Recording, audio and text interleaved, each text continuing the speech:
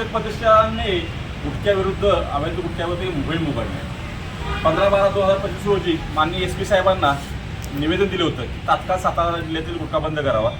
त्या अनुषंगाने रक्षक प्रतिष्ठानचे संस्थापक अध्यक्ष सुशीलदादा मोजर यांनी जी मोहीम उघडली आहे त्या अनुषंगाने आज कराड तालुक्यामध्ये माननीय उपाध्यक्ष पाटील मॅडम यांना रक्षक प्रतिष्ठान निवेदन देण्यात आले की कराड तालुक्यामध्ये मोठ्या प्रमाणात गाड्यांची वाहतूक होते. कर्नाटकातनं ते मिराज विटा करत आपल्या भागातनं त्याची एंट्री होते आणि पुण्याला त्या गाड्या निघून जातात. कोट्यावधीचा माल आपल्या हातातून जात आहे. त्या संदर्भात स्थानिक पातळीवरती जे मोठे व्यापारी आहेत जे टपरी चालक असतील गुटख्याचे त्या सगळ्यावरती तात्काळ कारवाई करावी या संदर्भात निवेदन दिलं आहे. त्यासोबतच कराड तालुक्याचे वरिष्ठ पोलीस निरीक्षक तेही दिले आणि दुसरी गोष्ट शहर पोलीस स्टेशनचे जे वरिष्ठ निरीक्षक आहेत तेही दिले. मावा हा शरीराला जेवढा घातक आहे तर त्या संदर्भातलं कॉलेज आणि शाळा तिथंही ह्याची अवैध विक्री चालू जाते. कुठल्याही प्रशासनाने ह्याच्यावरती त्याचा धाक राहिलेला नाही. जरी या संदर्भात जरी कारवाई नाही केली तर रक्षक प्रतिष्ठान रस्त्यावर उतरून आंदोलन करेल. जय शिवराय. तसेच अवैध जो गुटखा आहे मावा फुलचंद पानामध्ये केमिकल कांद्याचं पाणी नशेचे सगळे पदार्थ वापरले जातात. शाळा कॉलेज जिम असेल VC असेल जो सगळा परिसर जो कॉलेजचा आहे तिथं फार्मसी कॉलेज आहे इंजिनिअरिंग कॉलेज आहे ग्रामीण भागामध्ये तिथं शाळा कॉलेजेस आहे. सगळीकडे अवैध प्रकार चालू आहे.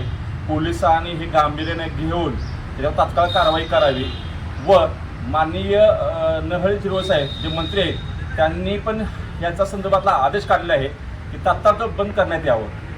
तरी ह्या सगळ्याचा निवेदनाचा विचार करून पोलीस प्रशासनाने मंत्री महोदयांचा काढलेला आदेश व आम्ही दिलेलं निवेदन याची ही करून त्यांनी तात्काळ कारवाई करावी.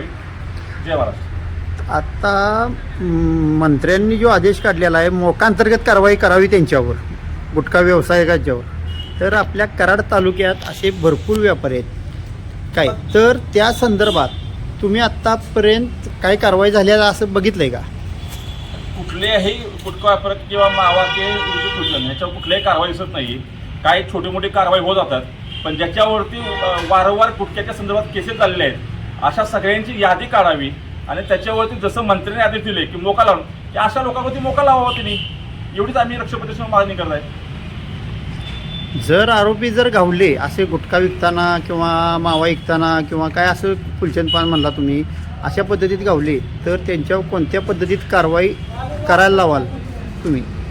कायद्याचे जेवढे जास्तीत जास्त कठोर असतील कलम ह्याच्यावरती तसं लावावं व ज्या मंत्र्यांनी आदेश दिले की मोकांचं कारवाई.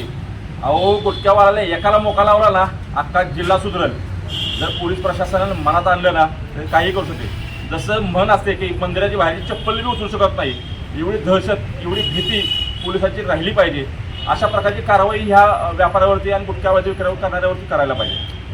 तसेच आज कुठल्याही कार्यालयामध्ये गेलं तर आपल्या शेजारचं कार्यालय प्रशासकीय इमारत आहे प्रत्येक कोपऱ्यावरती गुटख्यानं खाऊन पिचकाऱ्या मारून जे कलर दिला जातोय ह्याच्यामध्ये याच्यावरती कुठलीही कारवाई होत नाही. प्रत्येक प्रशासकीय इमारतीमध्ये किंवा आपल्या कार्यालयामध्ये अशा प्रकारचं होत असेल तर त्या कार्यालय प्रमुखांनी त्याचं दखल घेऊन कारवाई करायला पाहिजे. जर नाही केलं तर रक्षक प्रतिष्ठान ह्याच्यावरती आंदोलन करेल आणि आमरण उपोषण सुद्धा चालू करेल.